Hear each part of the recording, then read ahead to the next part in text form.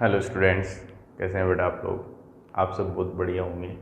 Last lecture के अंदर हमने डिस्कस किया था आरएनए वर्ल्ड के बारे में और DNA versus RNA, which one of the following is better genetic material.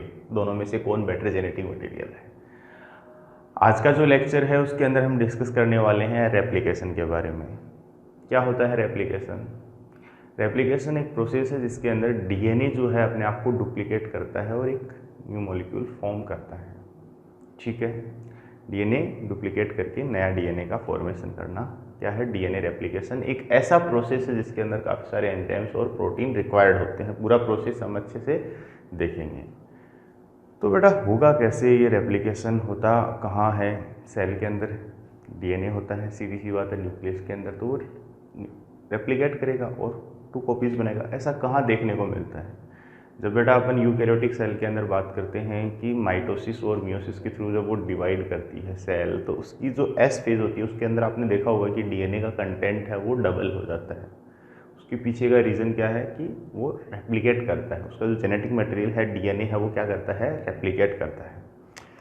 तो अपन स्टार्ट करते हैं बेटा रेप्लिकेशन। रेप्लिकेशन क्या होता है? It is the process in which DNA get duplicated.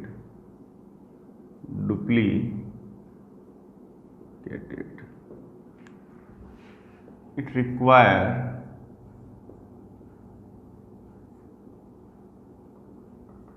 various enzymes and proteins to complete the process.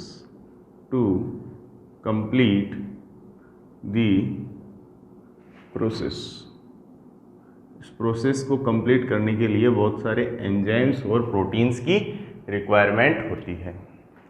अब अपन बात करते हैं बेटा रेप्लिकेशन की। रेप्लिकेशन कितने टाइप्स का होता है? टाइप्स ऑफ रेप्लिकेशन की हम बात करते हैं। 3 types of replication.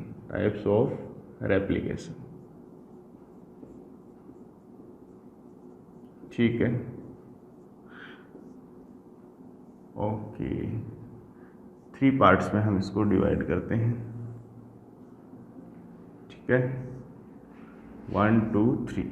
Marker change कर लेता हूँ एक बार। पहला कौन सा होगा बेटा? सबसे फर्स्ट वन अपन बात करते हैं, कौन सा होगा? Conservative replication.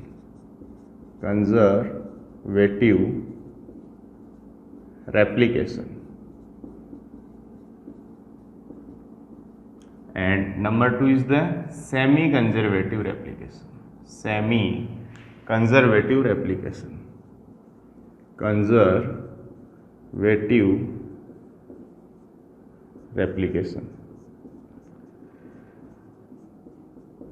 And number third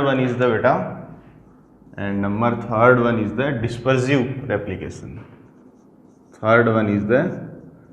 dispersive replication. Okay, तो स्टेप बाय स्टेप अपन इनके बारे में डिस्कस करते हैं। देखो सीधी सी बात है कि ये बेटा कोई एक पेरेंटल स्ट्रैंड है। ठीक है, ये क्या है? एक पेरेंटल स्ट्रैंड है डीएनए का। सेमी कंजर्वेटिव रेप्लिकेशन क्या कहता है कि कंजर्वेटिव रेप्लिकेशन का कहने का मतलब है कि ये पेरेंटल स्ट्रैंड है। तो पेरेंटल स्ट्रैंड है वो पूरा कंप्लीटली अपने आप में क्या रहेगा बेटा? कंजर्व रहेगा।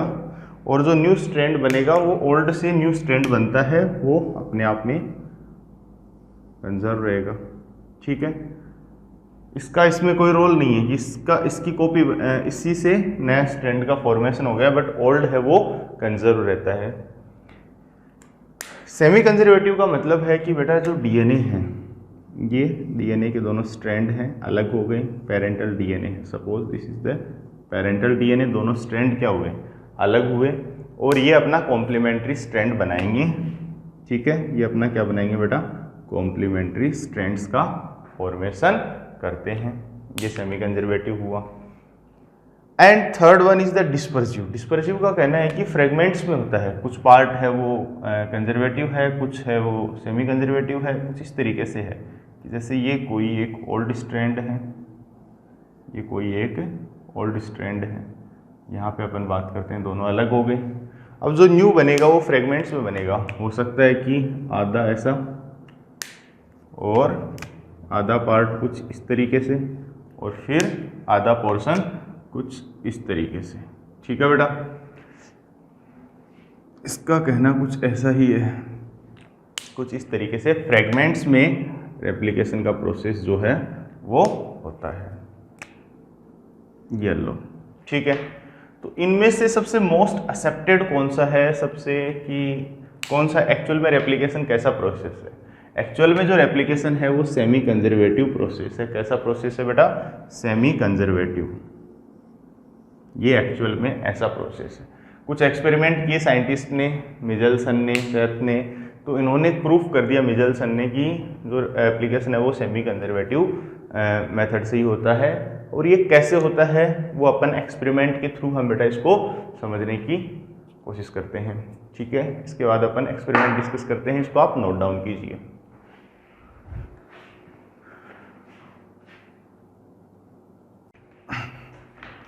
हाँ बेटा, अब अपन एक्सपेरिमेंट की बात करते हैं कि सेमी कंजर्वेटिव को कैसे प्रूफ किया गया। दो साइंटिस्ट थे, मैथ्यू मिचेल्सन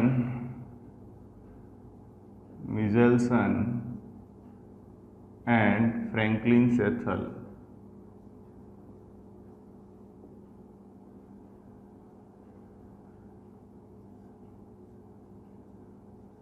ठीक है, इन्होंने एक्सपेरिमेंट किया किसके ऊपर? इकोलाई के ऊपर। और इन्होंने क्या किया, कुछ हैवी आइसोटोप्स लिए बेटा। हैवी आइसोटोप्स से इन्होंने लेबल किया, इकोलाई को हैवी आइसोटोप्स पे ग्रो करवाया इन्होंने। ठीक है, काफ़ी लंबे टाइम तक इन्होंने ग्रो करवाया। तो जो नाइट्रोजन है N15, हैवी आइसोटोप कौन सा लिया? NH4Cl के अंदर, NH4Cl में, यानी N जो था वो कौन सा था? N15 था। उसके ऊपर इन्होंने क्या किया? इकोलाई को ग्रो करवाया। इकोलाई को काफ़ी जनरेशन तक इन्होंने क्या करवाया बेटा? ग्रो करवाया। तो जो उसके अंदर नाइट्रोजन था, जो डीएनए था उसके अंदर N15 शो होने लग गया। जो नाइट्रोजन था रेडियोएक्टिव, हैवी रेडियोएक्टिव आइसोटोप जो था वो N15 शो होने लगा। काफ़ी जनरेशन तक इन्होंने NH4Cl पे उन्होंने क्या करवाया? इकोलाई को ग्रो करवाया। तो उन्होंने देखा कि इसका जो एक्सपेरिमेंट था सीधा सीधा यही बताता है कि यहाँ पे ये काफ़ी जनरेशन्स के बाद में उन्होंने उसको सेपरेट किया, और सेपरेट करने के बाद में ये NH4Cl के ऊपर यहाँ पे जो नाइट्रोजन था इसके ऊपर, वो कौन सा था? ये वाला जो डीएनए बना, इस पर हैवी नाइट्रोजन था। कौन सा था हैवी नाइट्रोजन? N15 था। अब ये जो जनरेशन थी, ये कैसी जनरेशन थी? ये जो जनरेशन थी इसको इन्होंने क्या किया? काफ़ी टाइम तक इन्होंने ग्रो करवाया। N15 हैवी रेडियोएक्टिव आइसोटोप वाले को काफ़ी टाइम तक ग्रो करवाया। बैक्टीरिया है 20 मिनट्स के अंदर क्या करता है बेटा? रेप्लिकेट करता है। जैसे ही इसके ऊपर हैवी आइसोटोप आ गया, कुछ टाइम बाद इसको इन्होंने किस में रन करवा दिया? N14 के अंदर, N14 मीडियम के अंदर इन्होंने इसको रन करवाया। N14 मीडियम के अंदर इन्होंने जैसे ही रन करवाया, और साथ ही साथ में क्या किया? इन्होंने टेस्ट ट्यूब के अंदर सेंट्रीफ्यूग करवाया सीजियम क्लोराइड ग्रेडियंट के बेसिस पे। तो यहाँ पे जो हैवी रेडियो जो बैंड आ रहे थे, जो बैंडिंग पैटर्न्स की हम बात कर रहे थे टेस्ट ट्यूब के अंदर, वो किस साइड में आ रहे थे? इस साइड के अंदर आ रहे थे। यहाँ पे इसमें जो स्ट्रैंड्स थे वो सारे के सारे ही कैसे थे बेटा? हैवी स्ट्रैंड थे। और N15 जो आइसोटोप है वो एक हैवी आइसोटोप है। तो ये यहाँ पे जो बैंड आ रहे थे कैसे आ रहे थे? हैवी बैंड आ रहे थे। ठीक है बेटा, अब जैसे ही इसको कुछ टाइम बाद में N14 आफ्टर 20 मिनट्स के बाद में जैसे ही इन्होंने क्या किया? इसको रेप्लिकेट करवाया यहाँ पे N14 मीडियम के अंदर। N14 के अंदर जैसे ही इन्होंने क्या करवाया बेटा? रन करवाया। तो जो ये जो यहाँ से जो रेप्लिकेट करके जो डीएनए बना, ठीक है, एक तो बना बेटा N15, और दूसरा जो बना जो स्ट्रैंड होगा इनका वो कैसा होगा? N14 होगा। एक जो स्ट्रैंड होगा वो कैसा होगा, N14 होगा, और दूसरा जो स्ट्रैंड होगा वो कैसा होगा बेटा, N15 होगा। यानी एक है वो कैसा है, N14 है, एक स्ट्रैंड है वो N15 है, और एक स्ट्रैंड है वो कैसा है, N14 है। इसी तरीके से यहाँ पे भी एक जो स्ट्रैंड है वो क्या है, N15 है, और एक जो स्ट्रैंड है वो कैसा है, N14 है। सीजियम क्लोराइड ग्रेडियंट के ऊपर इन्होंने एक टेस्ट ट्यूब के अंदर सेंट्रीफ्यूग करवाया, यानी हाई स्पीड के ऊपर रन करवाया। जैसे ही हाई स्पीड के ऊपर बेटा इसको घुमाया तो टेस्ट ट्यूब के अंदर जो बैंड्स आए वो कुछ हाइब्रिड बैंड्स आए, क्योंकि इसके अंदर अब जो ये जो बेंडिंग पैटर्न था बिल्कुल यहाँ पे था, इस साइड में था, एक साइड में था। जैसे ही सीजियम क्लोराइड के ऊपर, CaCl के ऊपर, सीजियम क्लोराइड के ऊपर इन्होंने करवाया, तो ये फर्स्ट वाला जो था जिसमें दोनों के दोनों कैसे थे, हैवी बैंड थे, N15 heavy radio active isotopes थे, तो ये हैवी बैंड एक ही साइड में आए।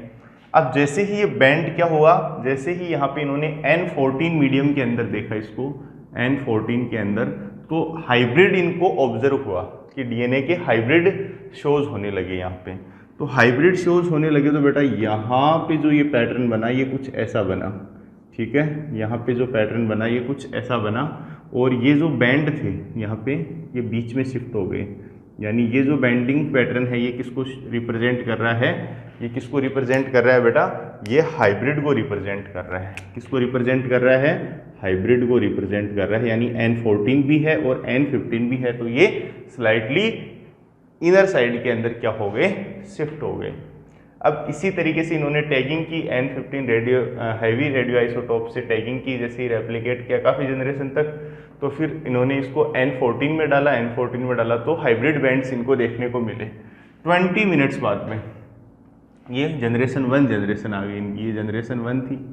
अब जैसे ही इनकी नेक्स्ट जनरेशन की बात की इन्होंने 40 मिनट्स बाद में, एक जनरेशन वैसे आ जाती है कितने में, 20 में, फिर इन्होंने 40 मिनट बाद की बात की कि 40 मिनट बाद जब इन्होंने देखा, 40 मिनट्स के बाद में जब बेटा इन्होंने वापस से क्या करवाया, इनकी जो नेक्स्ट जनरेशन आई वो जनरेशन इनको कुछ ऐसी मिली देखने के लिए, वो जनरेशन जो थी वो कुछ ऐसी मिली, N14, N15, N14, कुछ ऐसी जनरेशन बेटा इनको देखने को मिली, ठीक है, कुछ ऐसी जनरेशन इनको देखने को मिलती है। और इस टाइप से यहाँ पे इनको जो जनरेशन मिली वो कुछ इस टाइप की जनरेशन देखने को मिली, जिसमें से अब जो बैंडिंग पैटर्न है सीजियम क्लोराइड का, फिर इन्होंने सेंट्रीफ्यूगेशन पे जनरेशन जो 2 मिली इनको वो कुछ ऐसी मिली, सेकेंड जो जनरेशन मिलती है वो कुछ इस तरीके से मिलती है। फिर इन्होंने हाई सेंट्रीफ्यूगेशन पे टेस्ट ट्यूब लगाया सेंट्रीफ्यूगेशन मशीन में और घुमाया सीजियम क्लोराइड ग्रेडियंट पे, तो इन्हें जो बैंडिंग पैटर्न मिला वो कुछ ऐसा मिला। फिर इन्हें जो बैंडिंग पैटर्न मिला वो कुछ ऐसा मिला कि एक तो था हैवी, एक तो था बेटा हाइब्रिड, लाइट और हैवी, 2 पैटर्न मिले, ठीक है, एक तो मिला हैवी का और एक इन्हें मिला लाइट का, एक इन्हें कैसा मिला, लाइट का। यहाँ पे एक जो पैटर्न मिला वो कैसा मिला, ये है लाइट का, ये हाइब्रिड, कुछ ऐसा इनको पैटर्न देखने को मिला, क्योंकि लाइट वाला इधर शिफ्ट हो रहा है। तो यही एक्सपेरिमेंट था। तो इसके कहने का मतलब क्या था, ये एक्सपेरिमेंट क्या कहना चाहता था कि जो रेप्लिकेशन का टाइप है वो कैसा होना चाहिए, रेप्लिकेशन का जो टाइप है वो सेमी कंजर्वेटिव टाइप का रेप्लिकेशन होता है, ठीक है बेटा। रेप्लिकेशन है वो कैसा प्रोसेस है, सेमी कंजर्वेटिव प्रोसेस है, जिसके अंदर हाफ पार्ट जो है डीएनए का वो कंजर्व रहता है और हाफ है वो न्यू बनता है, कॉम्प्लीमेंट्री स्ट्रैंड्स बनता है, डीएनए डुप्लीकेट करता है। एक बार इसको मैं प्रीव्यू बता दूं, इकोलाई के ऊपर मीजल्सन एंड सेटल ने एक्सपेरिमेंट किया, टैगिंग की, कुछ इकोलाइज को N15 हैवी रेडियो आइसोटोप के ऊपर उन्होंने ग्रो करवाया N15 के ऊपर। तो N15 की टैगिंग आ गई कुछ डीएनएज के ऊपर। तो यहाँ पे जब इन्होंने फिर इसको सीजियम क्लोराइड पे उन प्रोजेनीज को जो भी टेस्ट ट्यूब के अंदर इनको ऑब्जर्व हुआ उनको हाई स्पीड पे घुमाया, तो जब बैंडिंग पैटर्न देखा सीजियम क्लोराइड के अंदर तो वो हैवी का नज़र आया। लेकिन जैसे ही जैसे कुछ टाइम बाद में इन्होंने क्या किया, इसको शिफ्ट किया N14 के अंदर। तो N14 के अंदर जैसे ही इन्होंने शिफ्ट किया तो इन्हें हाइब्रिड्स मिले, देखने को हाइब्रिड मिले यहाँ पे। तो ये जो शिफ्ट था, बेंडिंग जो शिफ्टिंग थी, जैसे ही सेंट्रीफ्यूगेशन कराया तो जो बेंड आया वो थोड़ा बीच में शिफ्ट हो गया, क्योंकि यहाँ पे इनको हाइब्रिड मिले, हैवी और लाइट दोनों के हाइब्रिड देखने को मिले। मतलब डीएनए रेप्लिकेट कर रहा है, हाफ पार्ट कंजर्व है, हाफ दूसरा बन रहा है।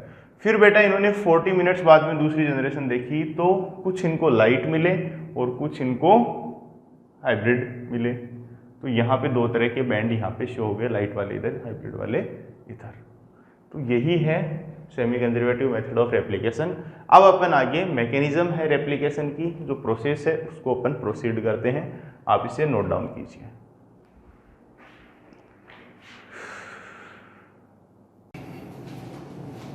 हाँ बच्चों, अब अपन आगे डिस्कस करने जा रहे हैं डीएनए रेप्लिकेशन की मैकेनिज्म के बारे में कि डीएनए रेप्लिकेशन की मैकेनिज्म कैसे रन करती है, क्या होता है डीएनए रेप्लिकेशन। अभी अपन ने डिस्कस किया था कि डीएनए जो अपनी डुप्लीकेट कॉपी का फॉर्मेशन करता है उसे अपन डीएनए रेप्लिकेशन बोलते हैं। सेमी कंजर्वेटिव मेथड से डीएनए का रेप्लिकेशन होता है, एक स्ट्रैंड है वो न्यू स्ट्रैंड का फॉर्मेशन करता है, इसी तरीके से दूसरा स्ट्रैंड भी न्यू स्ट्रैंड का फॉर्मेशन करता है। ठीक है बेटा, अब अपन बात करेंगे कि जो डीएनए रेप्लिकेशन है वो कितने स्टेप्स के अंदर कंप्लीट होता है। अपन पूरा जो डीएनए रेप्लिकेशन है वो 3 स्टेप्स के अंदर अपन कंप्लीट करते हैं और उसके अंदर यूज आने वाले एंजाइम्स एंड प्रोटीन्स भी हम साथ साथ में डिस्कस करते हुए चलेंगे स्टेप बाय स्टेप। ठीक है बेटा, तो अब अपन स्टार्ट करते हैं सबसे पहले रेप्लिकेशन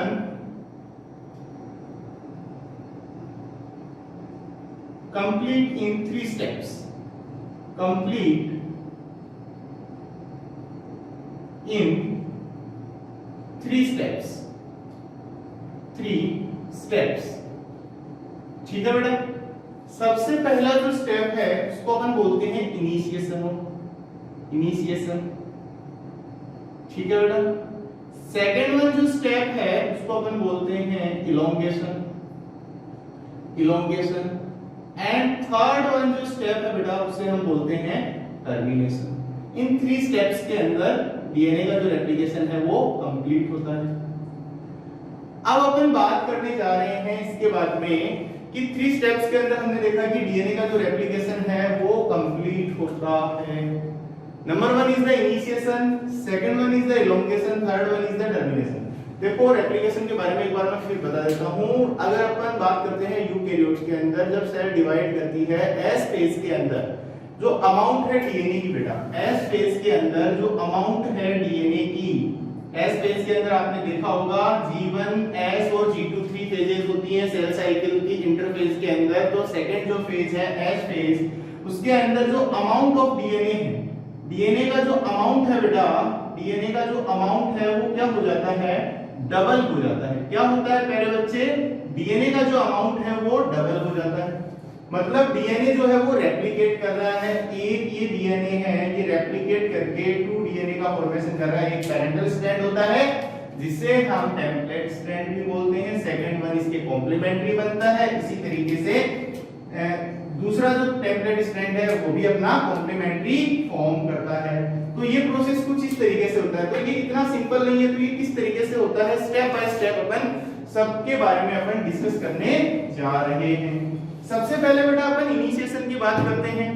इनिशिएशन सबसे पहला स्टेप अपन यहाँ पे लेके चलते हैं इनिशिएशन का। ठीक है बेटा, सबसे फर्स्ट स्टेप की अपन सबसे पहले बात करने वाले हैं इनिशिएशन। ठीक है, इनिशिएशन के अंदर देखते हैं कि देखो ये एक कोई डीएनए का मॉलिक्यूल है। ठीक है, ये कोई एक डीएनए का मॉलिक्यूल है।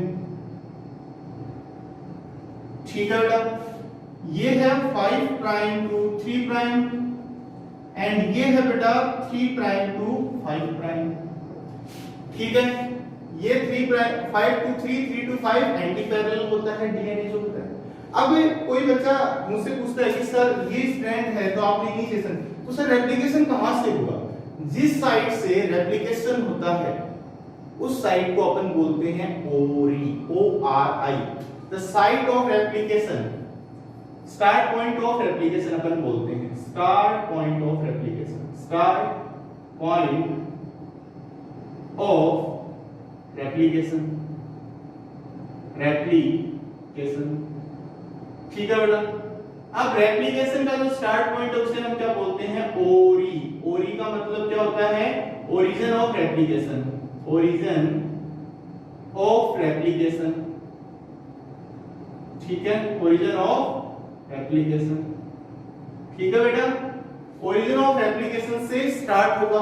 अब एक बात बताओ, इधर अपन देखते हैं कि ये आपको ऐसा स्ट्रैंड दिख रहा है, क्या यहाँ पे जहां भी ओरी होगी वहीं से रेप्लिकेशन स्टार्ट होगा। सपोज यहाँ पे कोई ओरी है, तो अब उसको क्या करेंगे कि अपन कोइलिंग ओपन करेंगे। ये जो डीएनए है ये कोई ऐसे थोड़ी ना, ऐसे इसमें कोइलिंग, ये आपस में नाइट्रोजन बेस पेयर के साथ पेयरिंग कर रखा है, तो क्या सीधा ही स्टार्ट होगा। तो इसकी जो कोइलिंग है, इस कोइलिंग को ओपन जो करेगा उस एंजाइम का नाम क्या है बेटा, जो इस डीएनए की कोइलिंग को ओपन करता है, अनवाइंडिंग करता है, उस एंजाइम का नाम है हेलिक्स है। हेलिक्स को ओपन करेगा कौन, हेलिकेज या अनवाइंडेज, हेलिकेज, या फिर अपन इसको क्या बोलते हैं बेटा, अनवाइंडेज, अनवाइंडेज, ठीक है बेटा। ओपन हेलिक्स, ओपन हेलिक्स, ठीक है। हेलिक्स बेटा जैसे ही ओपन होगा, हेलिक्स ओपन होगा, तो हेलिक्स ओपन कहां तक होगा, जहां तक ओपन करना है। सपोज देखो इसका मैं ये हेलिक्स में ओपन कर रहा हूं, यहां से हेलिकेज ने कट करना स्टार्ट किया और हेलिकेज ने क्या किया, अपनी कार्रवाई स्टार्ट रखी बेटा, हेलिकेज ने कट करना स्टार्ट किया एंड यहां तक मान लो इसको इसने कट कर दिया हेलिकेज ने, ठीक है। इतना पोर्शन इसने खोल दिया, तो जितना पोर्शन खोला है यहाँ पे एक फोर्क लाइक स्ट्रक्चर है, एक यहाँ पे पॉइंट है कि भाई हाँ इतना रेप्लिकेट हो जाए पहले, फिर मैं आगे की तरफ मूव करूंगा, फिर आगे हेलिकेज दोबारा आएगा और इसको कोइलिंग को आगे खोलेगा। ऐसे थोड़ी पूरा एक साथ खोल के रख दिया, नहीं। तो इसको अपन बोलते हैं बेटा रेप्लिकेशन फोर्क, रेप्लिकेशन फोर्क बोलते हैं। क्या बोलते हैं इसको अपन, रेप्लिकेशन फोर्क, ठीक है, रेप्लिकेशन फोर्क बोलेंगे। अब ये रेप्लिकेशन फोर्क जैसे ही हेलिकेज आएगा उसके बाद में आता है रेप्लिकेशन फोर्क आता है, रेप्लिकेशन फोर्क आएगा और रेप्लिकेशन फोर्क के साथ में ही कौन आ जाएगा, एसएसबीपी आ जाएगा। एसएसबीपी क्या करता है कि देखो ये जो स्ट्रैंड है 5 2 3 और 3 2 5, तो यहाँ पे क्या होगा कि वापस से इसकी कोइलिंग नहीं हो जाए, वापस ये कोइल नहीं हो जाए, हेयरपिन लूप स्ट्रक्चर फॉर्म नहीं कर ले, तो यहाँ पे एक प्रोटीन आता है, उस प्रोटीन का नाम होता है बेटा एसएसबीपी। एसएसबीपी की फुल फॉर्म होती है single stranded binding protein, single stranded binding protein, binding protein. ये क्या करता है, सिंगल स्ट्रैंडेड बाइंडिंग प्रोटीन जो है वो क्या करता है, prevent hairpin loop like structure, hairpin loop structure को प्रिवेंट करता है कि ये जो गर्ल्स हेयरपिन लगाती हैं तो वो कुछ ऐसी होती है बेटा, कुछ ऐसी स्ट्रक्चर होती है कि ये फोल्ड होके वापस से ये इधर घूम गया। तो यहाँ पे सिंगल स्ट्रैंड, इसका मतलब ये क्या है, एसएसबीपी सिंगल स्ट्रैंडेड बाइंडिंग प्रोटीन, ये सिंगल स्ट्रैंड पे जाकर बाइंड करेगा और यहाँ पे ये बाइंड कर देगा। अब बेटा इनिशिएशन की बात कर रहे हैं, इतना काम हो गया, अब अपने को इनिशिएट करवाना है। अब हमें इनिशिएट करवाना है रेप्लिकेशन, तो रेप्लिकेशन को इनिशिएट करवाने के लिए जो एंजाइम आएगा उसे हम बोलते हैं प्राइमेज। एक एंजाइम होता है बेटा जिस एंजाइम का नाम है प्राइमेज, और वो प्राइमेज क्या करता है, प्राइमेज का काम होता है सिंथेसिस ऑफ प्राइमर। ये सिंथेसिस करेगा किसका, प्राइमर, सिंथेसिस ऑफ प्राइमर। और प्राइमर क्या है, एक शॉर्ट आरएनए सेगमेंट है, शॉर्ट आरएनए सेगमेंट है, शॉर्ट आरएनए सेगमेंट है, ठीक है बेटा। और ये आकर अटैच होता है, ठीक है बेटा। अब जो ये आकर अटैच होगा कहां पे, जिस डायरेक्शन में रेप्लिकेशन होता है, और रेप्लिकेशन की डायरेक्शन क्या है, रेप्लिकेशन की डायरेक्शन है 5 to 3, 3 to 5 read and 5 to 3 synthesis, ठीक है। तो इसके बाद में अब प्राइमर आने के बाद में, जैसे ही प्राइमर बना, सिंथेसिस ऑफ प्राइमर, और प्राइमर आकर यहाँ पे अटैच होगा। पहले तो प्राइमर यहाँ पे आके अटैच हुआ, प्राइमर आकर अटैच हो गया यहाँ पे 5 to 3, 5 to 3, 3 पे OH होता है, फिर इधर एक प्राइमर आकर अटैच हुआ 5 to 3, ठीक है बेटा। अब यहाँ पे ये प्राइमर आ गया, प्राइमर आने के बाद इसे हम क्या बोलते हैं, प्राइमर। प्राइमर अटैच हो गया। अब प्राइमर बेटा जैसे ही यहाँ पे अटैच हुआ, फिर कौन आएगा, फिर आता है प्राइमर की हेल्प से पॉलीमरेज आता है। कौन आता है, डीएनए पॉलीमरेज। DNA polymerase. और डीएनए पॉलीमरेज जो होता है वो 3 टाइप्स का होता है। डीएनए पॉलीमरेज कितने टाइप्स का होता है, 3। पोल 1 डीएनए पोल 1, पोल 2 और पोल 3। एनसीईआरटी के अंदर यहाँ पे कोई डाइवर्सिटी नहीं दे रखी है पॉलीमरेज की बेटा, सिंपली आपको डीएनए पॉलीमरेज के बारे में बताया गया है। पोल 1 जो होता है इसके पास में प्रूफ रीडिंग एक्टिविटी होती है। प्रूफ रीडिंग एक्टिविटी होती है। ठीक है बेटा, प्रूफ रीडिंग एक्टिविटी होती है। 3 to 5 एक्सोन्यूक्लियस एक्टिविटी होती है। इसकी एब्सेंस में पोल 2 भी प्रूफ रीडिंग में काम करता है। ये डीएनए सिंथेसिस बहुत कम करता है।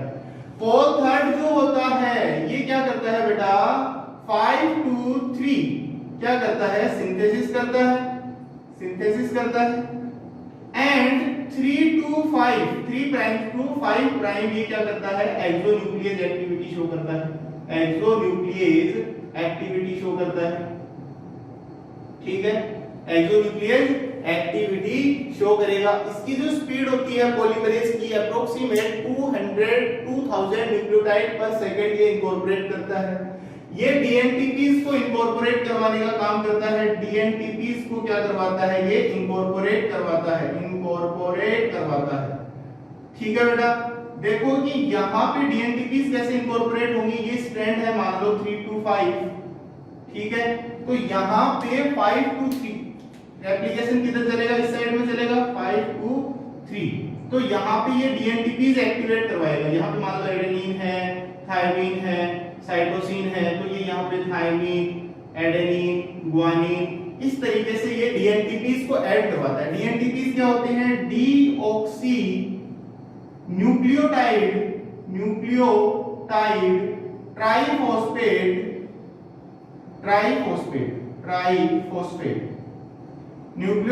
ट्राइफॉस्फेट को इनकॉर्पोरेट करवाता है। ठीक है बेटा, ट्राइफॉस्फेट को इनकॉर्पोरेट करवाता है। ये डीएनटीपीज कौन से हो सकते हैं, ये हो सकता है जीटीपी हो सकता है ये एटीपी हो सकता है ये सीटीपी हो, ये कोई से भी हो सकते हैं इनमें से। ठीक है बेटा, 3 फॉस्फेट होंगे, जैसे फॉस्फोडाइएस्टर बॉन्ड बनेगा 2 निकल जाएंगे पायरोफॉस्फेट और फॉस्फोडाइएस्टर बॉन्ड के थ्रू ये रिक्रूट करवाने का काम करता है। डीएनए पॉलीमरेज जो होता है फर्स्ट फॉस्फोडाइएस्टर बॉन्ड का फॉर्मेशन करता है, देन हाइड्रोजन बॉन्डिंग फॉर्म करता है। इस तरीके से ये प्रोसेस चलेगा। अगर आप कोई कंफ्यूज हो रहे हो तो मैं एक और बना देता हूं, 5 to 3, तो 5 to 3 में इधर से मूव करने लग जाएगा, इधर से सिंथेसिस करेगा, 5 प्राइम to 3 प्राइम सिंथेसिस करेगा। तो ये बात, इसमें किसी को कोई कंफ्यूजन नहीं होना चाहिए किसी भी प्रकार का। ये सारी इंफॉर्मेशन बेटा आपको नोट डाउन कर लेनी है। अभी अपन इनिशिएशन किसने करवाया, प्राइमर आके अटैच हुआ, प्राइमर ने इनिशिएशन करवाया। जैसे ही प्राइमर आकर अटैच हुआ तो अब क्या होगा, प्राइमर बेटा अटैच होने के बाद में ये वाला पोर्शन रफ करने जा रहा हूं। अब अपन आगे फिर डिस्कस करते हैं। प्राइमर आ गया, प्राइमर आने के बाद में अब जो स्टेप होगा वो कौन सा होगा, अब इलोंगेशन की बात करते हैं अपन। इनिशिएशन अपना कंप्लीट हुआ, अब अपन इलोंगेशन की बात करते हैं। ठीक है बेटा, अब अपन यहाँ पे बात करेंगे किसकी, इलोंगेशन। जैसे कि यहाँ पे अब अपन सेकंड स्टेप जो है वो कौन सा है, सेकंड स्टेप इलोंगेशन। इलोंगेशन का काम किसका होता है, इलोंगेशन कौन करवाता है, पॉलीमरेज करवाता है। डीएनए पॉलीमरेज जो है वो इलोंगेशन करवाएगा। डीएनए पॉलीमरेज क्या करवाएगा बेटा, इलोंगेशन करवाएगा। ठीक है, डीएनए पॉलीमरेज क्या करवाता है, इलोंगेशन करवाता है। तो अपन इसी को आगे अपन ड्रॉ कर लेते हैं कुछ इसी तरीके से अपन इसको ड्रॉ कर लेते हैं। ठीक है प्यारे बच्चे, okay, yellow one strand is 5 prime to 3 prime and another one is the 3 prime to 5 prime। Primer यहाँ पे अटैच हुआ, प्राइमर यहाँ पे अटैच हुआ था 5 to 3। ये कंटिन्यूअसली इसको सिंथेसिस करेगा यहाँ पे ये कंटिन्यूअसली क्या करेगा, सिंथेसिस करेगा। यहाँ पे रेप्लिकेशन फॉर्क लगी हुई है, रेप्लिकेशन फॉर्क लगी हुई है, रेप्लिकेशन फॉर्क है यहाँ पे, ठीक है बेटा। और यहाँ पे ये वाला कुछ इस तरीके से, यहाँ पे इस स्ट्रैंड, अब ये कुछ ऐसा स्ट्रैंड फॉर्म होगा। ये ऐसा क्यों हुआ सर? ये ऐसा होने की वजह क्या था, एक स्ट्रैंड, अब देखो इसको मैं अच्छे से एक्सप्लेन करता हूं आपको। ये वाला जो स्ट्रैंड है बेटा, इस स्ट्रैंड को अपन बोलते हैं कॉन्टिन्यूअस स्ट्रैंड, कॉन्टिन्यूअस स्ट्रैंड, या फिर हम इसको बोलते हैं लीडिंग स्ट्रैंड। क्या बोलेंगे इसको अपन? Leading strand. एंड जो नीचे वाला स्ट्रैंड है बेटा, इस स्ट्रैंड को अपन क्या बोलते हैं? डिसकंटीन्यूअस स्ट्रैंड, डिसकंटीन्यूअस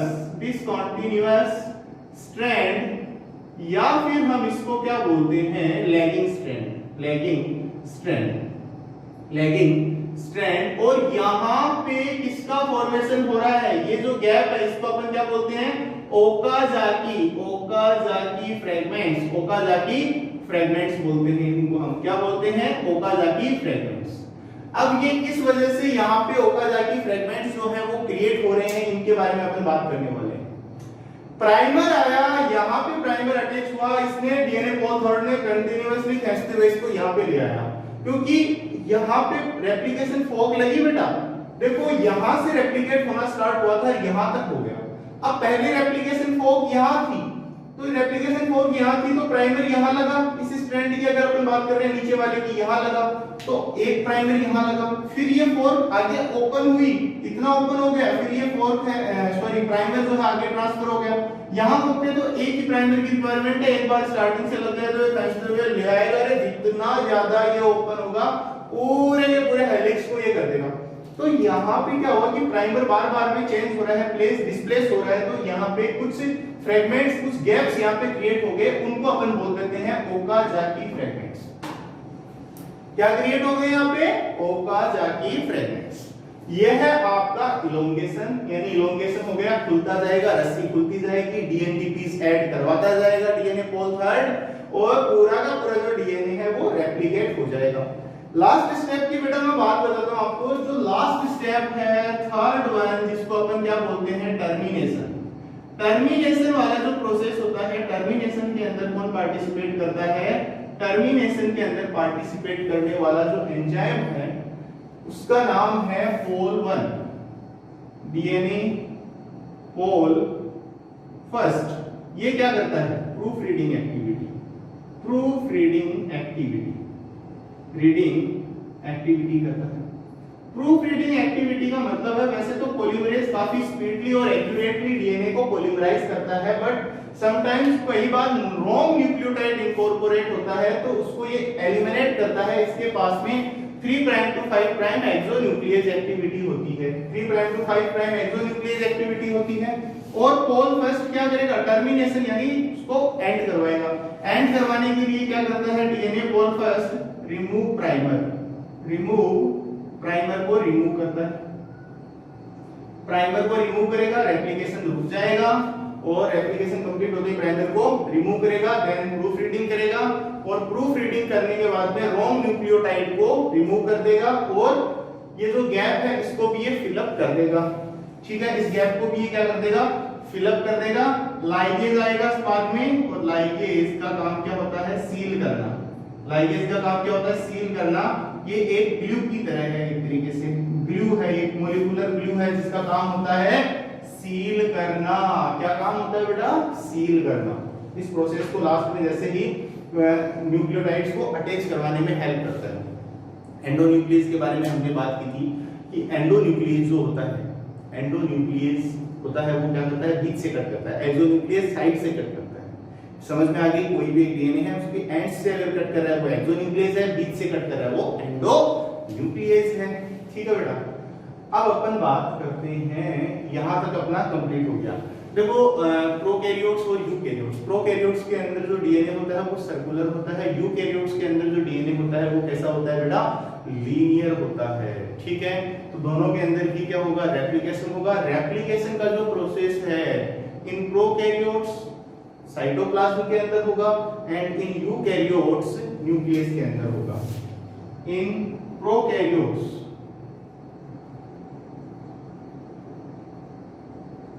साइटोप्लाज्म में होता है, और इन यूकैरियोट्स